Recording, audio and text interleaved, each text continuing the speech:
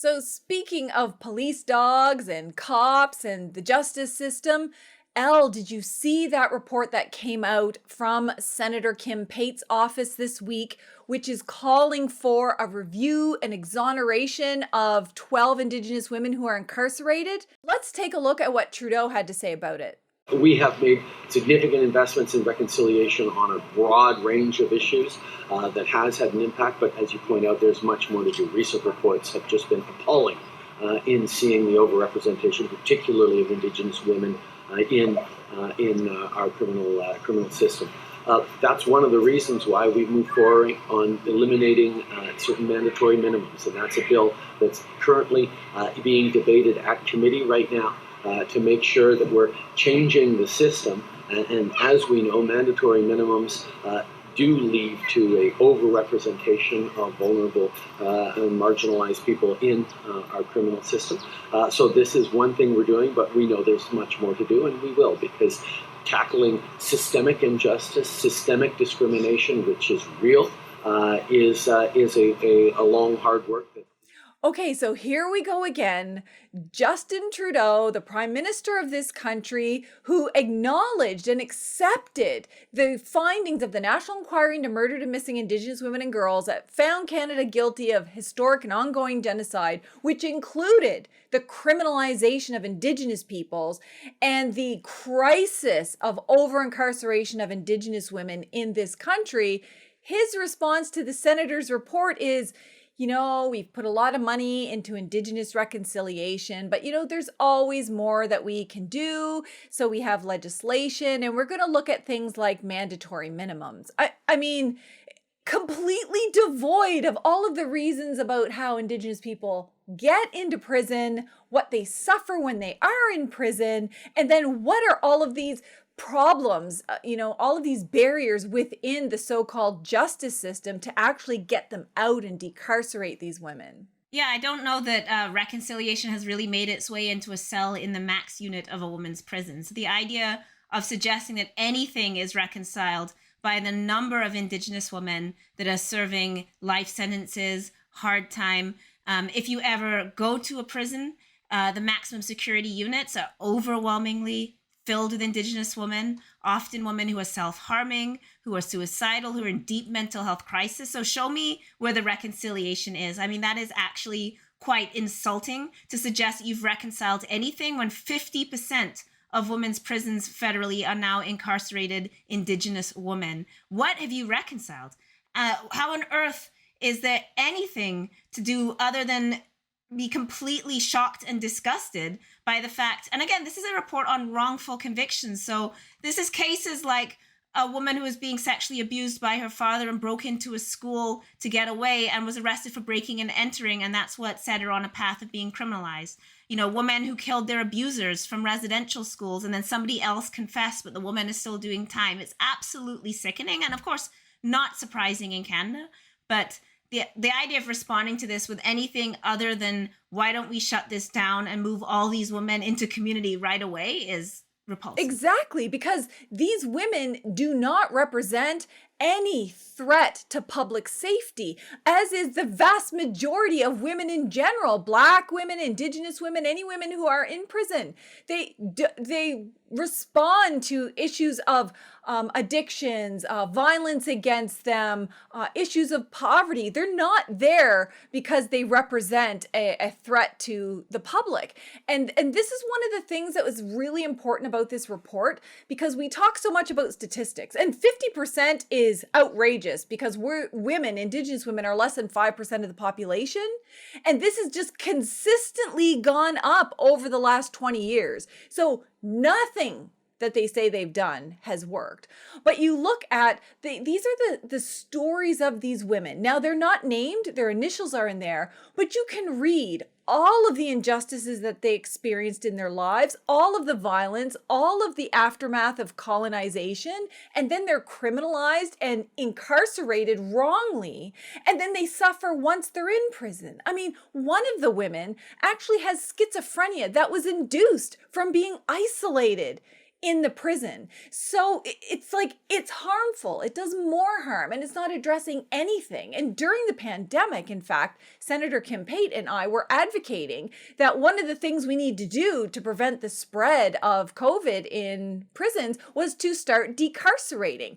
Start with decarcerating all of the women, and start with decarcerating kids that are in youth corrections, and then, move on from there. And they didn't even want to hear it. And so here we are in a scenario where we've got this report basically saying everything that's happened in our history, telling the stories of these women, asking for a review and for them to be exonerated. But the core point of this report is these are 12 women, but this represents the stories of all the other women who are incarcerated too. And they're asking for things that are like, get rid of mandatory minimums, like all mandatory minimums, which takes away the judge's ability to provide a sentence that's in any way in consideration of their lives. And we've got legislation before Parliament right now, which is only proposing to take away mandatory minimums for very, very small offenses. So we're nowhere near addressing and preventing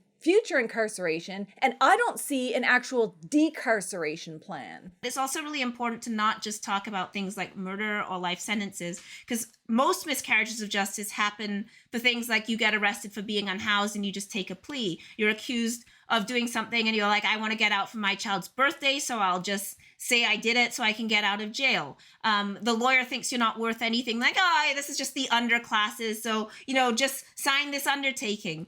So we see the murders as the main thing, but actually the vast majority of this is happening to people on what we might say are minor crimes that often lawyers don't take that seriously and think, oh, what's a big deal? You'll just be on conditions. And then people breach those conditions and end up in these cycles.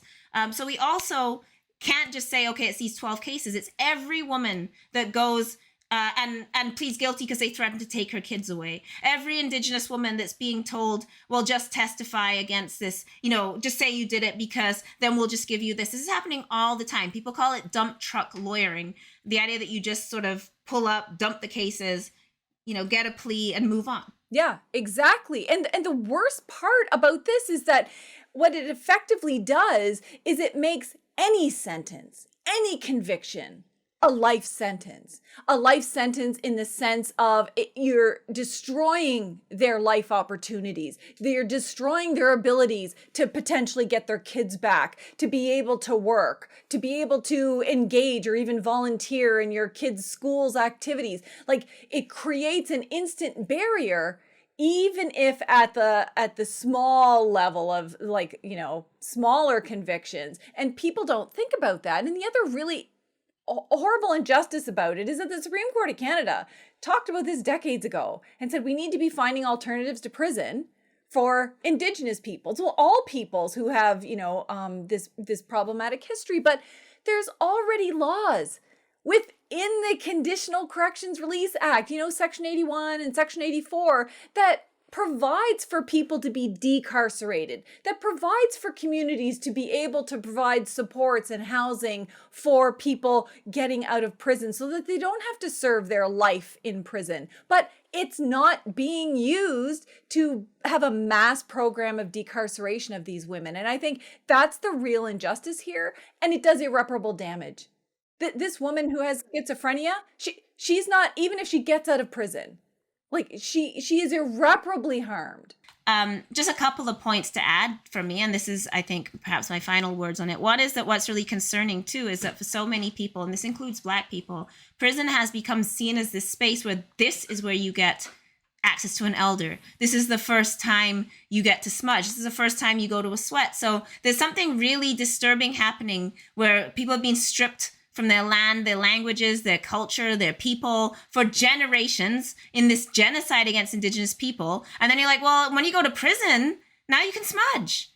And so, it's this concern, too, that it becomes almost seen as the only place that we get cultural treatment or engage with our cultures is in prison. So white people, you better not go to prison, but Indigenous and Black people, hey, like this kente cloth, you can, we can put an African symbol on the wall. We'll have more African guards, and now we can all just be Black in prison together, or we can just all be Indigenous in the sweat lodge. Like, it is actually a pretty disgusting thing thing that's happening. And then the last thing I just want to say is Elizabeth Fry Society, Canadian Association of Elizabeth Fry Societies, a couple of weeks ago, in fact, last week, I think, had Elizabeth Fry Week, and the focus was on life sentences. And I really encourage people to go and watch those stories. And you hear about how these sentences also follow women for their whole life. If you're on a life sentence, you are never off parole. There are women being told you can't go to Winnipeg. Like, you can't go in Manitoba. You can't go to the province that your entire family is in, that your traditional territories are on.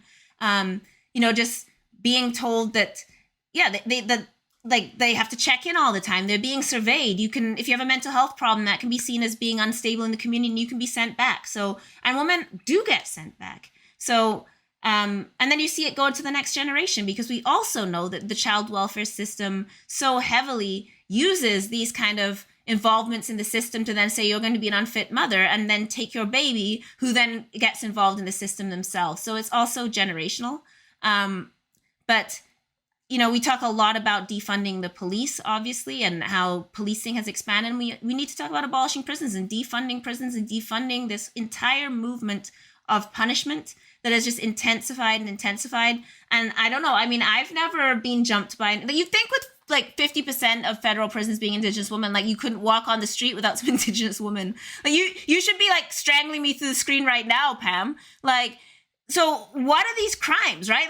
Like, are there gangs of Indigenous women? You'd think in Canada that there's gangs of Indigenous women entirely funded by Black men, like, roaming our streets, committing crimes, but judging by what our prison system looks like. And again, also Black women, of course, are highly and growing as well, and actually don't have any cultural supports, and literally get policed for things like, we won't give you hair products, and now your hair is falling out. So prisons are a violent place. They are not housing. They are not rehabilitation. They are not social work. They are not healthcare. They are not treatment for drug addiction. They do not reunite your family. They do not give you cultural care. You will not get the help you need there. And we need to stop this new residential school system and this new afterlife of slavery system of incarcerating people for the crime of being poor, colonized, traumatized, wrongfully convicted, miscarried in justice, and facing racist courts and police that will always sentence us more harshly. Well, let's hope that Canadians take up that call and don't let politicians waver on this and consider it a low priority. Let's hope that this report helps push the issue forward, not just for these 12 women, but for everybody that's in prison.